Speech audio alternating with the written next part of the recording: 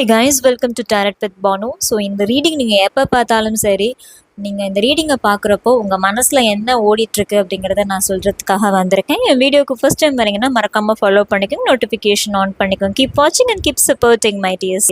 So இந்த video பார்க்குறவங்க ஒரு மேல் எனர்ஜியாக இருந்தீங்கன்னா உங்களுடைய பார்ட்னருடைய கோபம் எப்போ குறையும்னு வெயிட் பண்ணிகிட்ருக்கீங்க. ஆக்சுவலாக சொல்ல போனால் ஒரு மாதிரி என்ன சொல்கிறது, உங்கள் ஹார்ட்டே வந்துட்டு மனசே வந்துட்டு பார்த்திங்கன்னா ரொம்ப பாரமாக இருக்கிற மாதிரி இருக்குது.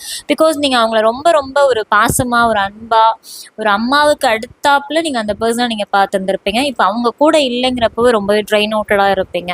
அண்ட் இஃப் இன்கேஸ் நீங்கள் பார்க்குறவங்க வந்துட்டு ஒரு ஃபீமேல் எனர்ஜியாக இருக்கீங்கன்னா உங்களுடைய பார்ட்னர் வந்து எப்போ உங்களுக்கு கமிட்மெண்ட் கொடுப்பாங்க அப்படிங்கிற மாதிரி நீங்கள் வெயிட் பண்ணிட்டு இருக்கிற மாதிரி இருக்கு. இன்னும் சில பேருக்கு வந்து பார்த்தீங்கன்னா உங்களுடைய கூட இருக்கிற பெஸ்ட் ஃப்ரெண்டே வந்து பார்த்தீங்கன்னா ஆப்போசிட் சைடில் போய் உங்களுக்கு ஏதாவது ஒரு விஷயம் பண்ணியிருப்பாங்க, பீட்ரே பண்ணியிருப்பாங்க.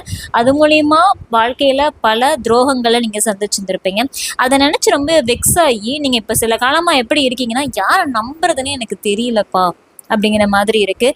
இன்கேஸ் இந்த வீடியோ பார்க்குறவங்க ஆல்ரெடி நீங்கள் டேரட் ரீடிங் ஒரு அஸ்ட்ராலஜி ஏதாவது நீங்கள் பார்த்துருப்பீங்க.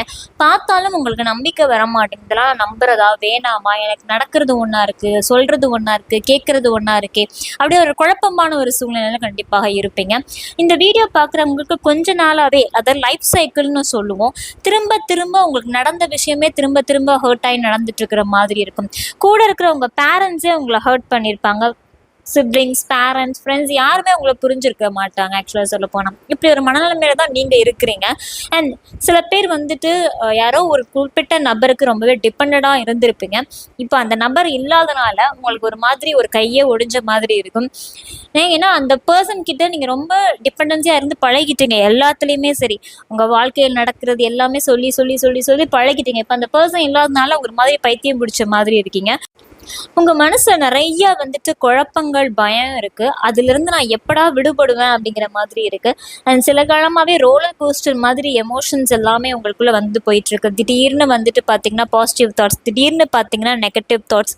என்ன பண்ணுறதுன்னு ஒரு குழப்பமான ஒரு சூழ்நிலை இருக்கிற மாதிரி இருக்குது. பட் இந்த வீடியோ யாராவது பார்க்குறீங்க அப்படிங்கிறப்போ நீங்கள் எதிர்பார்த்த அந்த செலிப்ரேஷன் வந்துட்டு கூடிய சீக்கிரமே கிடைக்கும். பிகாஸ் எனக்கு 6 of Wands வந்திருக்கு. ஸோ ரீகன்சிலேஷனோ இல்லை ஜாப் சம்மந்தப்பட்ட ஏதாவது மனசில் நினச்சிருந்தீங்கன்னா அதை பற்றின ஒரு செலிப்ரேட்டிங் மொமெண்ட் வந்து கண்டிப்பாக நடக்கும். அண்ட் யூனிவர்ஸோட பிளெஸிங்ஸும் உங்களுக்காக காத்துட்ருக்கு. இத்தனை நாள் நடந்தது எல்லாமே இட்ஸ் அபவுட் பாஸ்ட். ஸோ என்ன விஷயம் நடந்திருந்தாலும் ஓகே, பட் ப்ரெசென்ட்டில் கொஞ்சம் கான்சென்ட்ரேட் பண்ணுங்கள்.